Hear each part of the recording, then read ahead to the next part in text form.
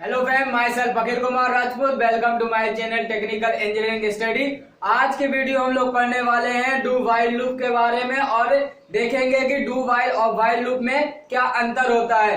तो आज का हमारा टॉपिक है डू व्हाइल लूप। इससे पहले के वीडियो में हम लोग पढ़ चुके हैं फॉर लूप और व्हाइल लूप के बारे में। यदि आप लोगों ने उन वीडियो को नहीं देखा है तो हम उन वीडियो के लिंक हम अपने आई आइकन में दे देंगे, तो आप आई आइकन से जाके उन वीडियो को देख सकते हैं। तो आज हम लोग पढ़ेंगे डू व्हाइल लूप के बारे में और डू व्हाइल लूप और व्हाइल लूप में क्या अंतर होता है ये भी देखेंगे। तो चलिए सबसे पहले हम आपको बता देते हैं व्हाइल लूप और डू व्हाइल लूप में क्या अंतर होता है। व्हाइल लूप आपका होता है एंट्री कंट्रोल लूप और डू व्हाइल लूप होता है एग्जिट कंट्रोल लूप। तो एंट्री कंट्रोल लूप में क्या होता है, सबसे पहले जो लूप के अंदर स्टेटमेंट्स लिखे होते हैं उन स्टेटमेंट को एग्जीक्यूट करने से पहले हमें कंडीशन चेक करनी होती है। यदि कंडीशन ट्रू होती है तो लूप के अंदर लिखे स्टेटमेंट्स एग्जीक्यूट होते हैं। बट डू व्हाइल लूप में कम से कम एक बार स्टेटमेंट एग्जीक्यूट जरूर होगा, फिर उसके बाद कंडीशन चेक होती है। व्हाइल लूप में क्या होता था, सबसे पहले कंडीशन चेक होगी उसके बाद ही स्टेटमेंट एग्जीक्यूट होते थे। लेकिन डू व्हाइल लूप में ऐसा नहीं है। डू व्हाइल लूप में क्या होता है, सबसे पहले स्टेटमेंट जो लिखे हैं वो एग्जीक्यूट होंगे, फिर उसके बाद कंडीशन चेक होती है। फॉर लूप और व्हाइल लूप में दोनों में क्या होता था, दोनों एंट्री कंट्रोल लूप होते थे। तो दोनों में सबसे पहले कंडीशन चेक होती थी, फिर उसके बाद ही स्टेटमेंट एग्जीक्यूट होते थे। तो व्हाइल लूप और डू व्हाइल में पहला अंतर क्या होता है, व्हाइल लूप में सबसे पहले हमें कंडीशन चेक करनी होती है, उसके बाद ही स्टेटमेंट्स एग्जीक्यूट हो सकते हैं। लेकिन डू व्हाइल में ऐसा नहीं है। कम से कम डू व्हाइल लूप में एक बार स्टेटमेंट एग्जीक्यूट हो जाएंगे, फिर उसके बाद कंडीशन चेक होती है। यदि कंडीशन ट्रू है तो दोबारा से स्टेटमेंट एग्जीक्यूट होंगे। तो ये था आपका व्हाइल लूप और डू व्हाइल लूप में पहला अंतर। और दूसरा अंतर क्या होता है, जब हम लोग व्हाइल लूप में कोई कंडीशन लिखते हैं तो कंडीशन के बाद हम लोग सेमीकोलन का यूज नहीं करते हैं। जैसे व्हाइल लूप का हमने यूज किया, व्हाइल लिखा, व्हाइल कीवर्ड का यूज किया, फिर उसके बाद हम लोग कंडीशन देते हैं। तो व्हाइल लूप में जब हम लोग कंडीशन देते थे तो आगे सेमीकोलन का यूज नहीं करते थे, ना ही कर सकते थे।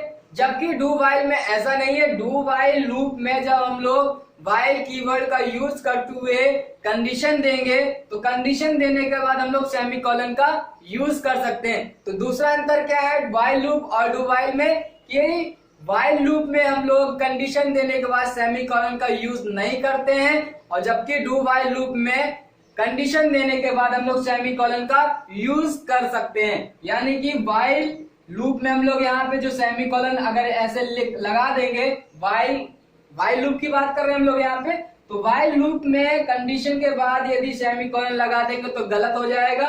जबकि डू व्हाइल लूप में एक चीज सही हो जाएगी। जबकि डू व्हाइल लूप में क्या है, कंडीशन के बाद हम लोग सेमीकोलन का यूज कर सकते हैं। तो ये था डू व्हाइल और व्हाइल लूप में दो अंतर। चलिए इसके बाद हम लोग देख लेते हैं डू व्हाइल लूप का सिंटैक्स क्या होता है। तो डू व्हाइल लूप का हम लोग सबसे पहले सिंटैक्स देख लेते हैं। तो डू व्हाइल लूप का सिंटैक्स में सबसे पहले हम लोग क्या करेंगे, डू कीवर्ड का यूज करेंगे। तो हमने लिखा डू कीवर्ड, फिर इसके बाद कर्ली ब्रेसेस के अंदर हम लोग वो स्टेटमेंट्स लिखेंगे जो स्टेटमेंट्स हम लोग एग्जीक्यूट कराना चाहते हैं। तो यहाँ पे हम लोग स्टेटमेंट लिख देंगे और इसके बाद यहाँ पे इसके बाद हम लोग और स्टेटमेंट्स भी देना चाहते हैं तो स्टेटमेंट लिख देंगे। फिर कर्ली ब्रेसेस के बाद हम लोग लिखते हैं व्हाइल कीवर्ड का यूज करते हुए कंडीशन, और सेमीकोलन। तो अभी हमने आपको बताया कि व्हाइल लूप में हम लोग कंडीशन देने के बाद सेमीकोलन का यूज नहीं कर सकते थे, और डू व्हाइल लूप में कंडीशन देने के बाद हम लोग सेमीकोलन का यूज कर सकते हैं। और यहाँ पे सबसे पहले सिंटैक्स में क्या होगा, जैसे ही प्रोग्राम का एग्जीक्यूशन स्टार्ट होगा तो जो भी स्टेटमेंट्स लिखे होंगे वो स्टेटमेंट्स एक बार एग्जीक्यूट हो जाएंगे। फिर उसके बाद यहाँ पे इंक्रीमेंट और डिक्रीमेंट का हम लोग यूज किए होंगे। तो इंक्रीमेंट या डिक्रीमेंट होने के बाद कंडीशन चेक होगी। फिर यदि कंडीशन ट्रू है तो कंडीशन ट्रू होने पर फिर से स्टेटमेंट्स एग्जीक्यूट होते हैं। और यदि कंडीशन फॉल्स हो जाती है तो दोबारा से जो स्टेटमेंट्स हम लोग लिखे हैं डू के अंदर, तो वो स्टेटमेंट्स एग्जीक्यूट नहीं होते। तो यहाँ पे डू व्हाइल लूप में आप देख रहे होंगे कि कम से कम कंडीशन फॉल्स होने पर भी एक बार स्टेटमेंट एग्जीक्यूट हो जाते हैं, क्योंकि यहाँ पे शुरुआत में हम लोग क्या कर रहे हैं, स्टेटमेंट को एग्जीक्यूट करा रहे हैं, ना कि कंडीशन चेक कर रहे हैं। जबकि व्हाइल लूप में क्या होता था, सबसे पहले कंडीशन चेक होती थी, स्टार्टिंग में कंडीशन चेक होगी, फिर उसके बाद स्टेटमेंट एग्जीक्यूट होते थे। तो यदि कंडीशन फॉल्स हो जाती थी तो एक भी बार स्टेटमेंट एग्जीक्यूट नहीं होते थे, और कंडीशन ट्रू होने पर ही स्टेटमेंट एग्जीक्यूट होते थे। जबकि डू व्हाइल लूप में ऐसा नहीं है। डू व्हाइल लूप में सबसे पहले जो हम लोग स्टेटमेंट्स लिखे होंगे वो स्टेटमेंट एग्जीक्यूट होंगे, फिर उसके बाद कंडीशन चेक होगी, फिर यदि कंडीशन ट्रू है तो दोबारा से जो स्टेटमेंट्स हम लोग लिखे हैं वो एग्जीक्यूट होंगे। तो जब तक कंडीशन ट्रू रहेगी तो बार बार वो स्टेटमेंट एग्जीक्यूट होते रहेंगे, और जैसे ही कंडीशन फॉल्स हो जाएगी तो प्रोग्राम कंट्रोल लूप के बाहर आ जाएगा। तो ये था आपका डू व्हाइल लूप का सिंटैक्स। तो सिंटैक्स में सबसे पहले हम लोग क्या करते हैं, डू कीवर्ड का यूज करते हुए कर्ली ब्रेसेस के अंदर हम वो स्टेटमेंट्स को लिखेंगे जिन्हें हमें एक से अधिक बार एग्जीक्यूट करना है, तो हमने वो स्टेटमेंट्स लिख दिए। फिर इसके बाद हम लोग कर्ली ब्रेसेस के बाहर कंडीशन को चेक कराते हैं, और यदि कंडीशन ट्रू रहती है तो दोबारा से जो स्टेटमेंट्स लिखे हैं वो स्टेटमेंट एग्जीक्यूट होंगे, और तब तक होते रहते हैं जब तक कंडीशन ट्रू रहती है। और जैसे ही कंडीशन फॉल्स हो जाती है प्रोग्राम कंट्रोल लूप के बाहर आ जाएगा। तो व्हाइल लूप में क्या है कि सबसे पहले कंडीशन चेक होती है, उसके बाद ही स्टेटमेंट्स एग्जीक्यूट होते हैं। जबकि व्हाइल लूप में सबसे पहले स्टेटमेंट कम से कम एक बार एग्जीक्यूट हो जाएगा, फिर उसके बाद कंडीशन चेक होगी, यदि कंडीशन ट्रू होगी तो दोबारा से स्टेटमेंट्स एग्जीक्यूट होंगे, और यदि कंडीशन फॉल्स हो जाती है तो प्रोग्राम कंट्रोल लूप के बाहर एग्जिट कर जाएगा। और दूसरा अंतर ये होता है व्हाइल लूप और डू व्हाइल लूप में कि हम लोग कंडीशन देने के बाद सेमीकोलन का यूज नहीं कर सकते थे व्हाइल लूप में, जबकि डू व्हाइल लूप में हम लोग कंडीशन देने के बाद सेमीकोलन का यूज कर सकते हैं। तो ये थे आपके व्हाइल लूप और डू व्हाइल लूप में दो अंतर। इसके बाद हम लोग एक सिंपल सा प्रोग्राम देखेंगे डू व्हाइल लूप का यूज करते हुए। तो चलिए हम लोग जावा प्रोग्रामिंग लैंग्वेज में डू व्हाइल लूप का यूज करते हुए एक सिंपल सा प्रोग्राम देख लेते हैं। तो हम लोग प्रोग्राम बनाने वाले हैं, write a program to print even numbers from 1 to 50, यानी कि 1 से 50 तक के जितने भी इवन नंबर्स हैं उन इवन नंबर्स को हमें अपने प्रोग्राम के थ्रू प्रिंट कराना है। किसका यूज करते हुए, डू व्हाइल लूप का यूज करते हुए। तो हम लोग डू व्हाइल लूप का यूज करते हुए एक प्रोग्राम बनाएंगे जिसमें 1 से 50 तक के जितने भी इवन नंबर्स होते हैं उन इवन नंबर्स को हम लोग प्रिंट करेंगे अपने प्रोग्राम में जावा प्रोग्रामिंग लैंग्वेज का यूज करते हुए। तो चलिए प्रोग्राम को स्टार्टिंग करते हैं। तो यहाँ पे हमें यूजर से किसी भी प्रकार के इनपुट की आवश्यकता नहीं है, तो हम लोग क्या करेंगे, इंपोर्ट स्टेटमेंट का हमें यूज नहीं करना पड़ेगा, यानी इसके क्लास की जरूरत नहीं है। तो हम लोग यहाँ पे इंपोर्ट स्टेटमेंट को नहीं यूज करेंगे, इसको इग्नोर कर देंगे। तो इसके बाद हम लोग क्या करेंगे, खुद की क्लास बनाएंगे। तो खुद की क्लास बनाने के लिए हम लोग क्या करते हैं, क्लास कीवर्ड का यूज करते हुए अपनी खुद की क्लास का नाम देते हैं, और जो भी क्लास का नाम देंगे उसका फर्स्ट लेटर होगा कैपिटल में। तो यहाँ पे हम लोग क्लास का नाम दे देते हैं टेस्ट, और टेस्ट क्लास का नाम जब हमने दिया तो उसका आप देख रहे होंगे टेस्ट का टी जो फर्स्ट लेटर है वो कैपिटल लेटर में है, अंडरलाइन भी हम लोग कर देते हैं। तो आपको समझ में आ रहा होगा कि जो भी क्लास का नाम हमने लिया वो उस क्लास के नाम का जो पहला लेटर है वो किस में है, कैपिटल में। तो आप जब भी अपनी क्लास लेंगे तो जो भी क्लास का नाम देंगे तो उसका जो फर्स्ट लेटर होगा कैपिटल लेटर में ही होगा। फिर उसके बाद हम लोग कर्ली ब्रेसेस ओपन कर लेंगे। फिर इस क्लास के अंदर हम लोग एक मेन फंक्शन बना लेते हैं, पब्लिक स्टैटिक वॉइड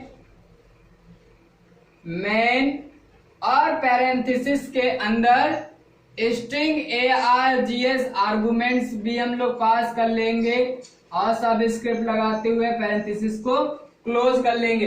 क्योंकि यहाँ पे स्ट्रिंग एक क्लास है तो स्ट्रिंग का एस भी कैपिटल में हमने लिखा है, फिर इसके बाद मेन फंक्शन को हम लोग ओपन कर लेंगे कर्ली ब्रेसेस का यूज करते हुए। अब हमें यहाँ पे अपना प्रोग्राम डेवलप करना है, तो प्रोग्राम में हमें जितने भी वेरिएबल्स की आवश्यकता होगी उन वेरिएबल्स को हम लोग यहाँ पे डिक्लेयर कर लेंगे और इनिशियलाइज भी कर लेंगे।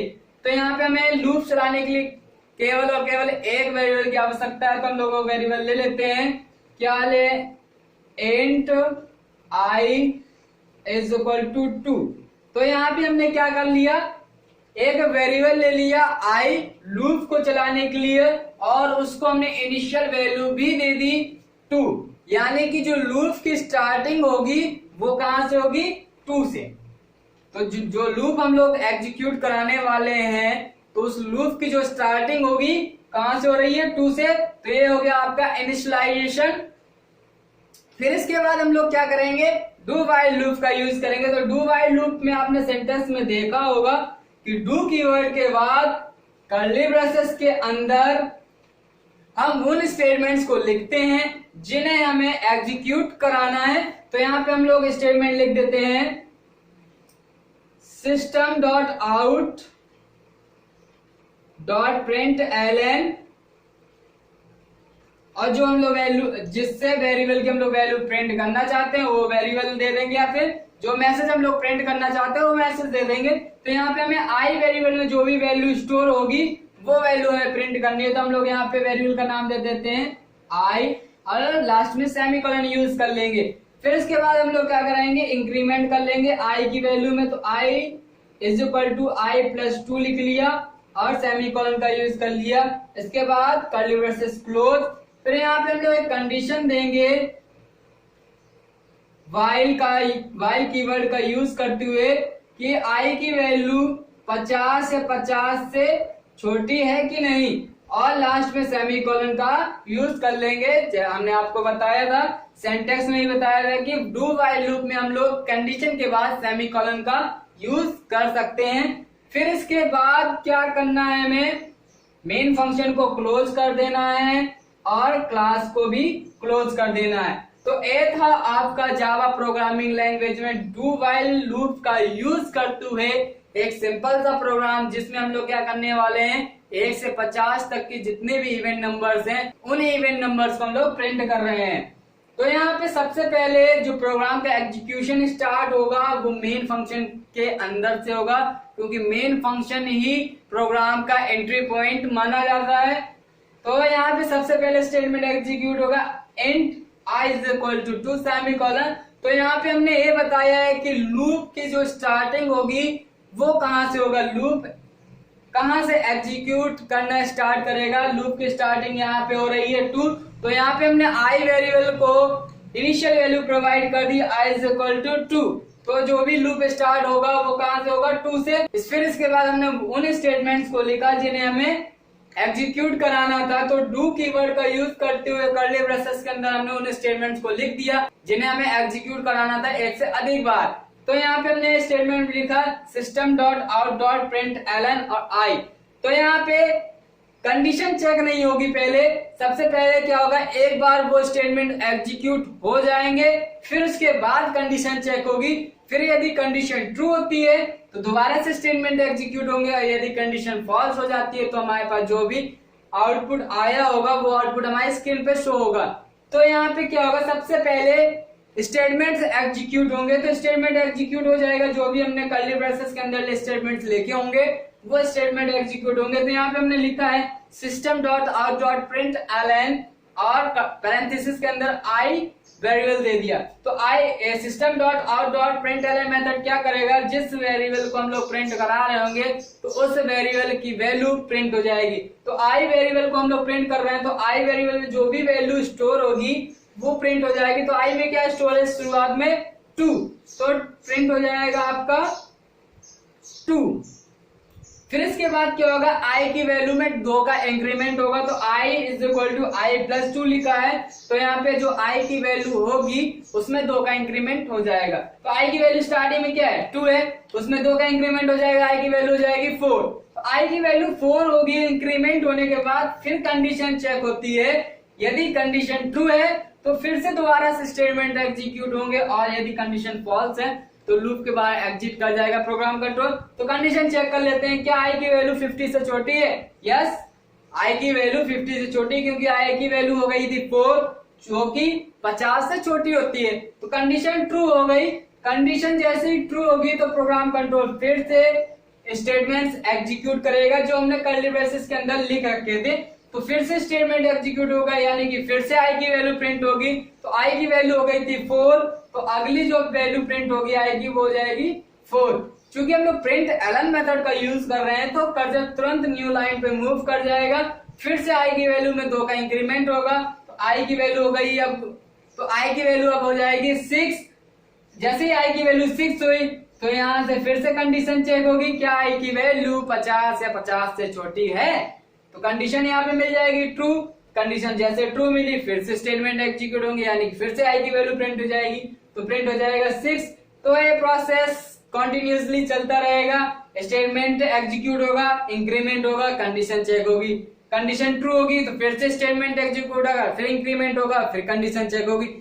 तो ये प्रोसेस कंटिन्यूअसली चलता रहेगा जब तक कि कंडीशन ट्रू रहती है। और जैसे ही कंडीशन फॉल्स हो जाएगी तो प्रोग्राम कंट्रोल लूप के बाहर आ जाएगा और जो भी हमारे आउटपुट आया होगा प्रोग्राम का वो आउटपुट हमारे स्क्रीन पे शो होने लगेगा।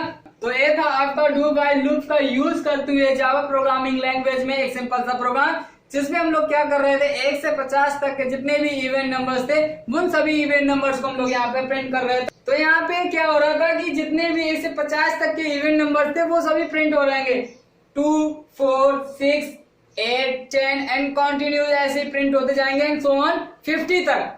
तो जैसे ही कंडीशन मिलेगी, जैसे ही आई की वैल्यू 50 हो जाएगी, आई की वैल्यू प्रिंट होगी 50, तो उसके बाद 2 का इंक्रीमेंट होगा, 2 का इंक्रीमेंट होने के बाद आई की वैल्यू हो जाएगी 52। तो जैसे ही आई की वैल्यू 52 होगी उसके बाद फिर से कंडीशन चेक होगी, कंडीशन चेक होगी तो यहाँ पे मिलेगी उसे कंडीशन फॉल्स, क्योंकि आई की वैल्यू इस बार 50 या 50 से छोटी नहीं है, क्या हो गई 50 से बड़ी होगी, तो कंडीशन हो गई फॉल्स। तो जैसे ही कंडीशन फॉल्स हुई होगी तो दोबारा से जो स्टेटमेंट्स लिखे थे कर्ली ब्रेसेस के अंदर वो स्टेटमेंट्स एग्जीक्यूट नहीं होंगे, प्रोग्राम कंट्रोल चला जाएगा लूप के बाहर। तो जो भी हमारे आउटपुट आया होगा वो आउटपुट हमें शो होगा। तो ये था आपका जावा प्रोग्रामिंग में एक सिंपल सा प्रोग्राम डू व्हाइल लूप का यूज करते हुए। तो उम्मीद है कि आपको व्हाइल लूप और डू व्हाइल लूप में क्या अंतर होता है अच्छे से समझ में आ गया होगा, और डू व्हाइल लूप का सिंटैक्स क्या होता है, उस सिंटैक्स का हम लोग अपने प्रोग्राम में किस प्रकार इम्प्लीमेंट करेंगे।